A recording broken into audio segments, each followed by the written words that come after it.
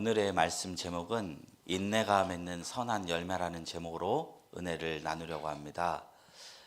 요즘같이 사진을 쉽게 찍을 수 있는 시대가 있을까 싶습니다. 그냥 자연 만물의 꽃이나 풍경을 보면 스마트폰 하나를 탁 꺼내서 찍으면 아름다운 사진이 찍힙니다. 그리고 그 사진 속에 있는 내 모습을 찍고 싶으면 카메라를 내 쪽으로 돌아서 이렇게 찍으면 내 얼굴도 쉽게 찍힙니다. 더군다나 요즘 카메라는 보정 기능도 있어서 실제 내 모습보다 훨씬 더 아름답게 나옵니다.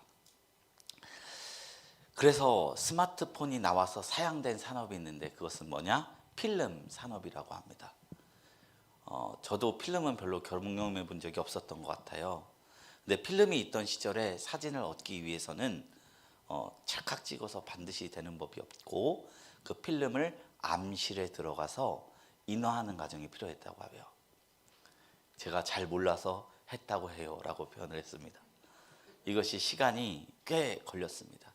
며칠이 걸려서 인화가 되면 그때 와서 찾아야 비로소 며칠 전에 내가 찍었던 사진을 내 눈으로 볼 수 있었다는 것이죠. 근데 이 과정에서 사진사가 조급한 마음에 빨리 사진을 보고 싶어서 암실의 문을 활짝 열어서 빛을 비추면 그 필름은 즉시 하얗게 타버려서 영영 사진을 볼 수 없게 되어버렸어요. 그래서 좀 답답하더라도 온전한 사진을 얻기 위해선 기다리는 과정이 꼭 필요했었습니다. 근데 살아가다 보면 하나님께서 성도들에게 또한 그런 순간을 허락하시는 때가 있는 것 같습니다. 전도서에서도 말했듯 우리가 웃을 때도 있지만 울 때도 있고 춤출 때가 있지만 슬퍼할 때가 있고 찾을 때가 있지만 잃을 때가 있다 하셨듯이 우리가 믿음 안에서 살아가면서 기쁘고 즐겁고 행복한 순간도 있지만 애매한 고난과 인내의 순간을 보내게 하실 때가 종종 있다는 것입니다. 그럴 때 우리는 혼돈과 슬픔에 빠집니다. 믿음의 선진들도 이에서 벗어나지 못했어요. 시편 94편 3절에 시편 기자는 하나님 앞에 이런 비탄의 기도를 올려드립니다. 여호와여, 악인이 언제까지 개가를 부르리까? 의인인데 하나님 앞에서 올바르게 살려고 했던 사람인데 하나님 앞에 이런 탄원을 한 것입니다.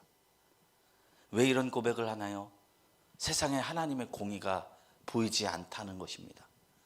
의인은 악인들한테 짓밟혀 그 괴로운 현실이 너무 괴롭다는 것입니다. 근데 이 한탄이 시간이 지나니까 어떻게 됐어요? 성경이 되었습니다. 그리고 우리에게 신앙이란 어떤 성격이 있는지 교훈하는 그런 말씀이 되었다는 것이에요. 요한계시록 6장 9절 10절입니다. 10절에는 다섯째 인을 떼실 때에 내가 보니 하나님의 말씀과 그들이 가진 증거로 말미암아 죽임을 당한 영혼들이 제단 아래에 있어 큰 소리로 불러 이르되 거룩하고 참되신 대주제여, 땅에 거하는 자들을 심판하여 우리 피를 갚아주지 아니하시기를 어느 때까지 하시려 하나이까 하니. 여기서 어느 때까지가 어떤 표현이냐면 How long, O Lord? 라고 되어 있어요. 언제까지입니까? 내가 언제까지 이러고 살아야 됩니까? 라고 의인들이 하나님 앞에서 탄원하는 장면이 나오는 것입니다. 하나님을 믿었던 수많은 믿음의 선진들은 이런 고백을 드리면서 지금까지 걸어왔다는 것입니다. 예수를 잘 믿으면 복을 받고 가정이 평안하고 하는 일에 잘 되며 승리가 있다고 하는데 바라보면 마치 정반대로 가는 것만 같아요. 우리의 두 손 두 발을 다 들게 하나님께서 만드시고 할 수 없는 것만을 내가 깨닫게 하시는 그런 순간을 하나님이 우리에게 허락하신다는 거예요. 왜 이런 일이 일어나는가? 그 힌트를 야고보서가 오늘 이야기해 주고 있다는 것입니다. 결과론적으로 말씀드리자면 그 인내를 통해서 맺어지는 열매가 있다는 것입니다. 그 선한 열매가 바로 우리의 온전함입니다. 이 세상을 넘어서 우리가 가야 할 수준에서 세상에서 살아갈 수준의 그 심령으로 만들기 위해 하나님은 우리에게 인내를 허락하신다는 것입니다. 기다림의 끝에 무엇이 있을까요? 기다림의 끝에 망함이 있을까요? 고통의 끝에 우리의 무너짐이 있을까요? 그렇다면 하나님께서는 우리에게 그 인내의 순간을 주시지 않는다는 것이에요. 그 인내의 순간을 통해서 하나님은 우리에게 열매를 주신다는 것이죠. 그것을 상징하는 단어가 이 주의 강림이라는 단어입니다. 이 주의 강림은 넓게 보자면 역사 속에서 실현되는 주님의 재림을 의미하고요. 좁게 보자면 우리의 오랜 기다림이 끝나고 우리의 기도가 응답이 되는 그 순간입니다. 애통하는 것이나 곡하는 것이나 아픈 것이 끝이고 하나님의 나타나심만 있는 모든 순간, 기도하는 자에게는 하나님께서 이 순간을 맞이하게 해주신다는 것입니다. 그러니 야고보서는 우리에게 권면합니다. 그러니 너희는 인내하고 마음을 굳건하게 하라고 권하는 것입니다. 7절 8절 말씀입니다. 그러므로 형제들아 주께서 강림하시기까지 길이 참으라. 보라 농부가 땅에서 나는 귀한 열매를 바라고 길이 참아 이른 비와 늦은 비를 기다리나니 너희도 길이 참고 마음을 굳건하게 하라. 주의 강림이 가까우니라. 여기서 야고보서가 농부의 이야기를 하는데요. 고대 이제 이스라엘 땅에서 농사는요, 현대 농업처럼 저수지나 관계 시절이 갖춰진 그런 농사가 아니었습니다. 그들의 농사는 철저히 계절의 변화에 달려있던 농사였습니다. 지금 어제 비가 많이 내렸죠. 우리나라에는 항상 이맘때쯤이면 비가 내립니다. 길어지면 장마가 되죠. 이스라엘에도 파종할 때가 이르면 이른 비가 내리고요. 추수할 때가 이르면 늦은 비가 내립니다. 그럼 그 사이에 농부가 할 수 있는 일은 무엇이죠? 나름 있어요. 그러나 잡초를 제거할 수도 있고요. 거름을 줄 수도 있어요. 그러나 농부가 할 수 없는 것이 있는데 이 씨앗이 자라나게 하는 것입니다. 이 씨앗을 자라나게 하는 것은 철저히 씨앗 자체의 생명력 그리고 비에 달려 있었다는 것입니다. 그럼 농부가 할 수 있는 일이 무엇인가요? 기다림이라는 것입니다. 기다리지 않고 조급한 마음에 흙을 파헤쳐서 씨앗을 끌어당겨서 뿌리를 쭉 잡아당긴다고 생각해 보십시오. 그러면 그 씨앗은, 그 생명은 그 자리에서 없어지고 말 것입니다. 농부에게는 계절의 변화를 믿는 것, 씨 안에 생명력이 있다는 것을 믿는 것, 그것을 믿고 잠잠히 기다리는 것뿐이라는 것입니다. 제가 이것을 우리나라로 생각하면 무엇이 있을까 생각하다가 문득 벚꽃이 생각이 났어요. 제가 나이가 젊은 편이지만 꽃을 참 좋아합니다. 그래서 저는 이런 마인드가 있어요. 꽃은 제가 살아서 길어봐야 50번이다. 지금 이 생각을 하고 매 봄, 매 가을은 자연 찾아 가야 되겠다. 이런 마음이 있을 정도로 저는 꽃과 단풍을 좋아합니다. 근데 이게 왜 그러냐면 군대 때 느꼈던 거거든요. 군대 시절에 어찌나 고참들이 못돼 처먹었는지 괴로웠어요. 그런데 이제 제가 겨울 군번이었으니까 한 4월쯤 되니까 이제 벚꽃이 피어나는데 부대 행정보호관님이 엄청 꽃을 좋아하셔서 다 꽃으로 해놓은 거예요. 근데 거기에 꽃이 다 만발해 있는 것을 보고 한순간 그 고단함을 잊었던 경험이 있었습니다. 그 순간부터 매년 꽃을 보러 간 것 같아요. 그런데 제가 벚꽃이 이렇게 아름답구나를 인식한 순간부터 지금까지 단 한 해도 벚꽃이 안 핀 해가 없습니다. 그런데 제가 알기 전에도 물론 폈겠죠. 우리 장로님이 젊었을 적에서도 벚꽃은 폈을 것이고 100년 전, 200년 전에도 봄이 오면 벚꽃은 폈었을 것입니다. 그러니 우리는 매년 아무리 겨울이 추울지라도 봄이 오고 벚꽃이 필 것이라는 믿음을 가지고 살아간다는 것입니다. 이른 비와 늦은 비가 내린다는 것은 그런 것입니다. 가끔 비가 내리지 않는, 이른 비가 내리고 나서 비가 내리지 않는 그 가뭄 같을지라도 계절이 변하면 딱 늦은 비가 내리고 열매 맺을 수 있을 것이다. 그것을 이스라엘의 농부들은 다 알고 있었던 거예요. 우리의 기다림은 기약이 없는 기다림이 아닙니다. 하나님 안에서 있는 기다림은 구원이 있는 기다림이고 성취가 있는 기다림입니다. 그러니 이 세상에서 벌어지는 수많은 고통과 악이 있을지라도 그것을 견디며 살아가는 고난인 것입니다. 여기에서 믿는 자는 승리하겠고 믿지 않는 자는 넘어지게 될 것입니다. 우리는 믿는 자가 되어서 같은 어려움을 겪더라도 절망 대신 소망으로 열매 맺는 저와 성도님들이 되시길 주님의 이름으로 축복드립니다. 야고보서는 1장부터 우리에게 인내에 대해서 다음과 같이 이야기한 바가 있습니다. 내 형제들아, 너희가 여러 가지 시험을 당하거든 온전히 기쁘게 여기라.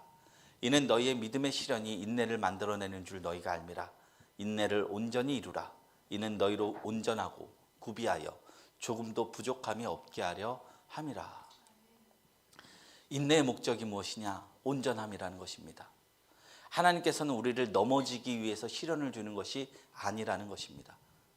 감당할 만한 시험을 허락하지 않고 피할 길을 주며 감당하게 하면서 불로 연단할 신앙의 유산을 주기 위함이라는 것입니다. 제가 예전에 언젠가 그 사람 그 세상 그 사랑인가? 그 다큐멘터리 영화를 본 적이 있는데 이게 손영원 목사님의 이야기거든요. 손영원 목사님이 어떤 분이시냐면 공산당이 이제 6.25 시절에 밑에 쳐들어왔을 때 자신의 두 자녀를 다 죽여도 그 죽인 사람을 양자로 삼아서 사랑했던 분이고, 또 이제 예수를 믿으면 죽인다 하고 교회 전체 속에서 협박해도 그냥 죽어버린 순교하신 그 순교의 영성이 있는 분이에요. 당대에는 그분이 그냥 쓰러져 돌아가신 것만 같아요. 근데 그 연대기를 보는데 저는 마음이 무겁더라고요. 저도 그때는 더 젊어서 20대 때 봤거든요. 근데 그 후에 후손들이 어떻게 사는 것을 문득 비춰줬는데, 하나님이 망하게 하지 않고 너무나 아름답게 세워주신 것을, 그 장면을 보고 감사하다는 마음을 가졌습니다. 하나님이 절대 의인의 자식을 걸식해 하지 않는구나, 이런 것을 좀 느낀 바가 있었습니다. 제가 저번 주에 유성영 성도님께서 쓰러진 장면을 봤을 때 처음에 쓰러졌다고 상상을 못했어요. 숨을 쉬고 계셨거든요. 누워서 주무신다고 생각을 했습니다. 생각해 보니까 뇌가 방어 기제를 일으켰던 것 같아요. 쓰러졌다고 하면 너무 큰 사건이니까 그냥 주무신다라고 뇌 회로가 그렇게 간 것 같아요. 그래서 이제 재수 씨한테 전화를 해서 주무신다라고 말했다가 혹시나 한 번 더 확인해 달라 했는데, 알고 보니까 목요일부터 주일까지 혼자 계시다 쓰러지셔갖고 안 돌아가시려고 의식을 붙잡고 계셨던 거예요. 병원에 갔는데 폐렴이래요. 왜 폐렴이냐? 목요일날 쓰러졌는데 구토가 났는데 이게 폐로 들어가서 염증이 일어난 거예요. 숨을 쉴 수가 없어요. 근데 그 안 되는 호흡을 주일까지 쉬시려고 3일 동안 호흡을 하는데, 제가 전화를 하니까 침대 옆에서 전화기가 울리더라고요. 다 들리셨을 거 아니에요. 자기한테 연락 오는 거. 목요일에도 연락이 왔고, 금요일에도 연락이 갔고, 토요일에도 연락이 갔고, 주일에도 연락이 갔다는 겁니다.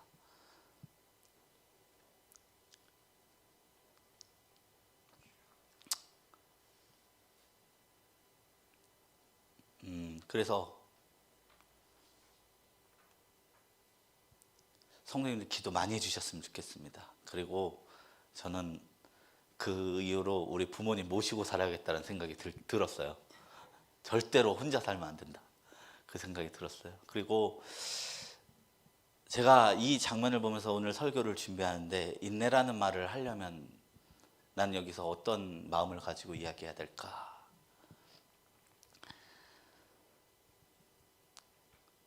그래도 재수 씨가 믿음의 일대예요. 믿음의 일대예요. 한 명, 재수 씨가 예수 믿기 전에는 아무도 그 가정에 예수를 안 믿었는데, 재수 씨가 예수를 믿고 남편 예수 믿는 사람 만나고 아버지 전도하고 이렇게 됐으니까 인간의 눈으로는 굉장히 고통스럽고 그럴 수 있으나 다가올 세상에서 아픔과 눈물 없이 행복하게 살아갈 줄로 믿습니다. 하나님께서는 우리 이해 넘어서 일하시는 분이십니다. 그때 우리에게 필요한 것은 믿음뿐인 줄로 믿습니다. 우리 볼 땐 감당하지 못할 시험이니 넘어질 것 같은데 유성영 선도님은 참 큰 분이라 하나님이 감당할 만한 시험을 줬다고 믿으려 합니다. 불로 연단한 신앙의 유산을 줄 것입니다. 그리고 가족이 더 신앙에서 하나가 되는 것을 느꼈어요. 그때 가족들이 다 모여서 신앙 안에서 견뎌내고 참아내면 우리 안에 충실하고 단단하게 맺어지는 믿음의 유산들이 있는 줄로 믿습니다. 오늘 말씀은 그것을 다시 한번 우리에게 상기시켜주며 인내할 것을 권면합니다. 9절 말씀을 읽습니다. 형제들아 서로 원망하지 말라. 그리하여 심판을 면하리라. 보라 심판주가 문 밖에 서 계시니라. 9절 말씀에 인내하라고 하면서 갑자기 원망하지 말라고 말씀합니다. 왜 인내하라고 권면했던 야고보 사도가 서로 원망하지 말라는 명령을 남겼을까요? 여기에는요, 인간의 고난을 통과하는 인간의 그 연약한 본성에 대한 깊은 통찰이 있는 것 같아요. 우리가 곳간에서 이심이 난다고 모든 것이 잘 될 때는 그래도 비교적 마음이 너그러워질 수 있습니다. 그러나 우리가 혹독한 시험의 때를 건너다 보면 우리의 마음은 걷잡을 수 없이 좁아지고 때로는 이기적으로 변하게 됩니다. 타인을 향한 긍휼과 배려도 메말라 버립니다. 그러다 보면 우리에게 어떤 현상이 나타납니까? 우리의 고통의 원인을 외부에서 그리고 가장 내가 사랑하는 지체들에게서 찾기 시작할 때가 있는 거예요. 자기연민이라고 하죠. 자기연민에 빠지면요, 사랑을 잃어버리는 상태가 됩니다. 그래서 원망하는 상태가 됩니다. 그래서 디모데후서의 3장 1절 5절에 사도 바울은 이렇게 말합니다. 내가 이것을 알라. 말세에 고통하는 때가 이르리니 사람들은 자기를 사랑하며 돈을 사랑하며 자긍하며 교만하며 회방하며 부모를 거역하며 감사치 아니하며 거룩하지 아니하며 무정하며 원통함을 풀지 아니하며 참소하며 절제하지 못하며 사나우며 선한 것을 좋아 아니하며 배반하여 팔며 조급하며 자고하며 쾌락 사랑하기를 하나님 사랑하는 것보다 더하며 경건의 모양은 있으나 경건의 능력은 부인하는 자니 이 같은 자들에게서 내가 돌아서라. 이 권면은 말세에 고통하는 때가 이를 때 사람들이 어떤 모습을 갖냐를 얘기하고 있어요. 그때 우리는 원망을 하게 될 텐데 원망을 그치라고 말하고 있습니다. 요한계시록에 보면요, 사람들이 마지막 때가 이르러서 악한 이들이 심판을 받는데 막 황충이 나와서 막 깨물고 막 몇 개월 동안 괴롭게 하는 거예요.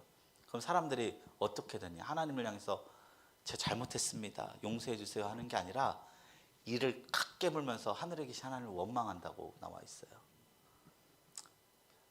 고통의 순간에 우리가 아름다운 모습일 수 있으려면 성령님이 우리 안에 있어야 되는 것 같습니다.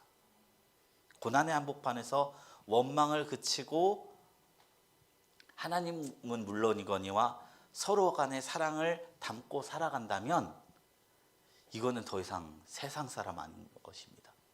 천국에 속한 사람인 것입니다. 이런 성도가 되기를 뼛속 깊이 고민해야 될 줄로 믿습니다. 내 코가 석자가 되면요, 타인이 어찌 되든 상관없는 것이 생존 경쟁 속의 세상의 원리입니다. 그러나 그리스도인들은 이 세대의 악한 흐름을 정면으로 거슬러 올라가야 하는 줄로 믿습니다. 고통 속에서도 형제의 손을 붙잡고 사랑에 힘쓰는 것, 이것이 진정한 십자가 복음의 능력인 줄로 믿습니다. 야고보서 10장 11절 말씀 보겠습니다. 형제들아 주의 이름으로 말한 선지자들의 고난과 오래 참음의 본으로 삼으라.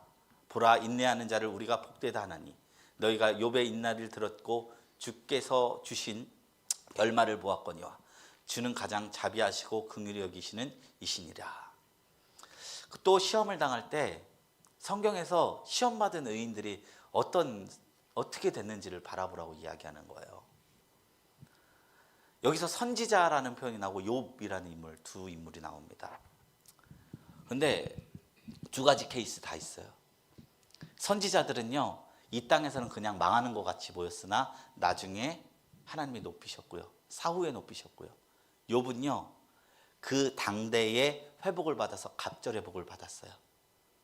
하나님은 어떤 사람에게는 이렇게 일하시고 순교자로 일하시고, 어떤 사람에게는 그 고난을 통해서 더 큰 복을 주시고, 그 두 길을 주신다는 거예요. 구약의 이사야 선지자는요, 하나님의 말씀을 전하다가 므낫세 왕 때에 톱으로 켜서 죽임을 당했습니다. 예레미야는요, 나라의 멸망을 예언하면서 하나님의 말씀 전하다가 애굽으로 내려가지 말라라는 말에 나라 안에 친애굽 세력이 늙은 에레미야를 강제로 애굽으로 데려갔어요. 거기서 돌로 쳐 죽임을 당한 인물입니다. 당대에는 너무나 슬프죠. 공의가 무너진 것 같죠. 하나님의 말씀을 전하다가 그 사람들이 그냥 세상 권세에 무너진 것만 같아요. 조롱받았던 그 선지자들이 지금은 어떻게 되었습니까? 진리의 수호자로 굳게 섰습니다. 성경 말씀의 기록자들이 되었습니다. 지금도 성도들의 삶 속에 길잡이가 되어서 우리가 가야 할 바를 알려주고 있습니다. 패배가 아니고 승리한 것이죠. 욥은 어떤가요? 욥은요, 동방에서 가장 부자였고 하나님이 인정하신 당대의 의인이었습니다. 그러나 하나님의 주권적인 허락 아래 하루아침에 전 재산을 잃고 10명의 자식을 잃었습니다. 온몸에 악창이 나서 잿더미에 앉아 깨진 기와 조각으로 자기 살을 긁고 앉아 있어야만 했습니다. 그때 참담한 마음으로 친구들이 찾아옵니다. 일주일을 울어줬습니다. 그러나 그 일주일 후에는 정죄를 합니다. 네가 죄를 지어서 하나님 앞에 벌을 받는 것이 아니냐? 회개하라. 이때 욥이 그동안 참았던 자기의 의로움을 놓아버려요. 아플 때는 그래도 주신 이도 하나님이시오, 취하신 이도 하나님이시오, 하나님의 이름이 영광을 받으시고 찬송을 받았으면 좋겠습니다, 이렇게 찬양했던 욥이 억울하니까 그거 못 참는 거예요. 난 죄인이 아니야. 난 죄인이 아니야. 나는 이런 형벌을 받을 죄를 짓지 않았어. 피를 토하면서 자기의 무죄함과 의로움을 변론합니다. 그렇지만 아무 소용이 없었습니다. 왜냐하면 세상 사람들은 결과만 보기 때문에. 아무리 내 힘으로 억울하고 무지하다고 항변한다 한들 이미 잿더미에 앉아 만신창이가 된 실패자의 말을 아무도 믿어주지 않았습니다. 스스로의 힘으로는 자기의 의로움을 증명할 방도가 전혀 없었던 것입니다. 그렇게 억울함에 몸부리치며 있을 때 마침내 폭풍우 가운데서 주님이 나타나셨습니다.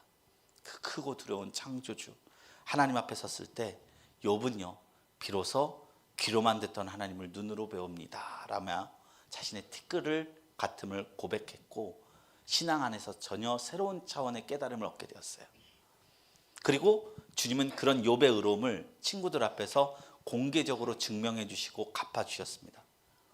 그런데 사랑하는 성도 여러분, 우리가 욥기를 읽으면서 주목해야 될 부분이 있는데 바로 욥기서의 마지막 42장의 내용입니다.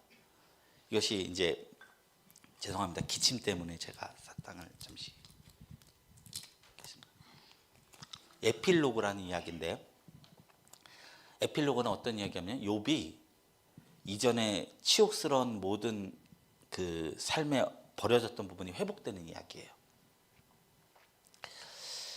무너진 그 삶을 세워주셨어요. 하나님이 잃어버린 양과 낙타와 소와 나귀를 갑절로 회복시켜 주셨고, 열 자식을 잃었는데 7 아들과 3 딸을 낳게 하셨습니다. 그리고 성경에 그 3 딸의 이름이 구체적으로 기록되어 있는데, 첫째 딸이 여미마, 이게 낮이라는 뜻이 있고 비둘기라는 뜻이 있대요. 왜냐? 욥의 삶이 지금까지 흑암 같았잖아요. 하나님이 다시 첫 딸을 낳으면서 낮을 주셨다 찬양하면서 이름을 지은 거예요. 둘째는 그시아인데 이것은 계피라는 뜻이래요. 근데 이 계피가 향기가 나잖아요. 이제 내 삶 속에 잃어버렸던 향기가 다시 회복됐다라면서 둘째 딸을 낳은 거예요. 그리고 셋째 딸은 게라나북, 이게 화장품의 이야기예요. 근데 이거는 아름다움이라는 의미가 있어요. 성경이 욥의 삶에서 잃어버렸던 낫, 아름다운 향기, 빛, 이것을 완전히 다 회복시켜준 이야기로 마무리된 거예요. 그 욥기가. 근데 왜 욥기에 이런 에필로그가 기록되어 있었을까요? 그것이 없어도 신앙적 교훈으로는 충분하거든요. 욥이 하나님의 앞에서 그냥 무너지고 있다가 하나님 앞에 하나님을 만나고 신앙의 새 차원을 발견하고 신앙 고백하는 걸로 끝내도 되는데, 하나님은 반드시 이 에필로그 이야기 다 회복시키는 얘기를 꼭 넣어주셨어요. 하나님이 영혼이 잘된 같이 범사가 잘되고 강건하기를 원한다는 그 사도 바울이 아니죠, 요한의 그 축복의, 가이오를 향한 축복의 인사처럼 우리 삶의 전인적인 부분을 회복시키신 분이라는 것을 말씀하고 있는 것입니다. 야고보서 5장 11절에 무엇이라고 고백하느냐? 욥의 인내를 들었고 주께서 주신 결말을 보았거니와 주는 가장 자비하시고 긍휼히 여기시는 이시니라. 우리가 고난의 풀물불을 묵묵히 통과하여 주님의 강림을 맞이할 때 하나님께서는 우리의 영혼을 성숙하게 하실 뿐만 아니라 잃어버린 우리의 일상과 가정, 그 속에 잃어버렸던 여미마, 그시야, 게레나쁘게 아름다운 회복을 반드시 갑절로 맺게 해주신다는 것입니다. 이 위대한 결말을 좀 보고 믿으라고 야고보서는 우리에게 이야기합니다. 이 결말을 믿음의 눈으로 바라보시는 자는 열매를 얻으실 줄로 믿습니다. 그 믿음의 눈으로 바라보며 오늘을 승리하시는 저와 여러분들이 되시길 주님의 이름으로 축원드립니다. 하나님께서는 성숙한 신앙인의 믿음을 시험하실 때 때때로 믿어지지 않는데 믿음을 선택해야만 하는 순간을 경험하게 하십니다. 저희도 그렇죠. 어쩔 때는요, 온 만물이 하나님을 증거하는 것처럼 보여요. 제가 성령 세례 처음 받고 밤새 기도하고 나왔는데 그 길가에 나무가 하나님을 찬양하고 있는 것처럼 느껴져요. 그냥 세상을 바라보는데 다 하나님의 숨결처럼 느껴지는 거예요. 그럴 때는 믿지 말라고 해도 믿을 수 있습니다. 근데 하나님이 어쩔 땐 그 모든 것을 다 끊어버리십니다. 그러고 나서 말씀만 주십니다. 믿으라. 그게 바로 시험입니다. 내가 고통과 좌절을 겪음에도 하나님이 선하시다라고 말씀이 증언하고 있을 때, 그 간극 속에 있을 때 우리가 어떤 것을 선택하느냐, 그것이 바로 시험입니다. 그 침묵 속에서, 그 인내해야만 하는 상황 속에서 우리가 할 수 있는 것은 무엇이냐? 인내밖에 없어요. 인내라는 것이 뭐 대단한 것인 줄로 생각하는데 그렇지 않아요. 인내가 뭐냐면 우리가 버티는 거라고 하더라고요. 승리임 아니에요. 승리하라고 말씀하시지 않고 인내하라고 하십니다. 우리의 힘으로 승리하고 뚫어낼 방도가 없으니 할 수 있는 게 뭐예요? 버티는 거잖아요. 이게 인내라는 거예요. 그러나 하나님께서는 우리의 인내를 통해서 하나님의 뜻을 이루겠다고 약속하신 것입니다. 히브리서 10장 36절에 성경은 이야기합니다. 너희에게 인내가 필요함은 너희가 하나님의 뜻을 행한 후에 약속하신 것을 받기 위함이라. 저희는 성도로서 이 말씀을 믿습니다. 고통 속에서도 우리는 무너지지 않고 선한 열매가 맺어지는 줄로 믿습니다. 인내를 통해서 우리가 망가지지 아니하고 선한 열매를 맺을 줄로 믿습니다. 그러므로 우리의 믿음은 하나님이 확실히 계시다는 것이 느껴질 때만 선택되는 것이 아니라 보이지 않고 잡히는 것 없을지라도 선택되어야 하는 믿음인 줄로 믿습니다. 우리 안에 이 믿음이 있기를 주님의 이름으로 축원드립니다. 이제 말씀을 맺습니다. 예수님께서는 금요일 날 십자가를 지시고 주일 날 부활하셨습니다. 금요일은 고통의 날이었고 주일은 환희의 날입니다. 그리고 그 사이에 토요일이 있는데 이 토요일은 기다림의 날입니다. 토요일에 기다림이 없이 주일에 환희가 없는 법입니다. 저희 또한 크게 본다면 하나님 나라를 가기 전까지, 작게 본다면 우리의 소망과 기도 제목들이 이루어지기 전까지 모두 기다림의 시간을 지나고 있습니다. 이 기다림의 시간을 잘 보내셔서 서로 원망하지 않고 사랑으로 버텨나가기를 축원드립니다. 그로 말미암아 주님이 주시는 선한 열매와 아름다운 결말을 맞이하는 저희 모두가 되시기를 주님의 이름으로 축원드립니다.